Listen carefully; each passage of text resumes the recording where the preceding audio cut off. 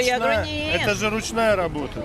Ну, Это ручная работа, она дырочку невозможно сделать одинаковую. Поэтому звук немножко отличается, конечно. Ну, естественно, ну как. Это более ярче, она Да, как бы продувная. В нее сильнее надо дуть, чтобы она начинала заводиться. Да? Она 250. Вот. Эти тоже. Эти музыкальные.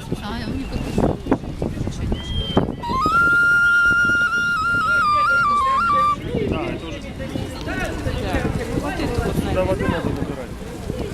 Да я по руке, чтобы по руке вам? мне надо почувствовать ее. Ну, возьмите сиреневую. Нет, я в лесу, я всегда хожу вся в зеленом. Я о птицах пишу, о земле, Я понял. о небе. Ну, это, знаете, вот тоже, это же вот цвет тоже естественный, он цветочный цвет. Вот у нас, например, что похоже, душица похожа такого цвета. Еще какие-то есть. Да, вот цветет так, иван-чай. Тоже, видите, похожий же цвет, правда? Это очень естественные цвета. Вот это мурава. А вот это? Вы хотите базуки? Базуки? Да, он вам состоятельно неплохо.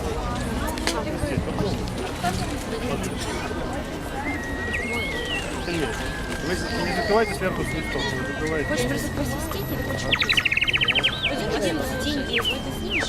Сильнее, чуть слабее, и он начинает потом играть. Оно сливается со мной. Свистните вы, вроде бы подходит.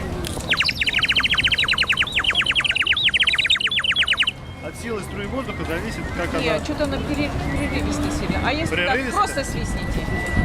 Нет, просто один раз? Да. Не... Но она не может, она начинает, видите, заводиться. Она же на соловья похожа.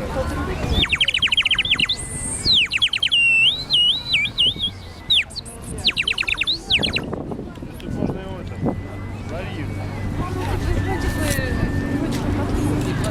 Сейчас я найду прям птичью для птичью. Вы не смотрите только по размеру. Не, мне надо... Вот это высокое, слушайте.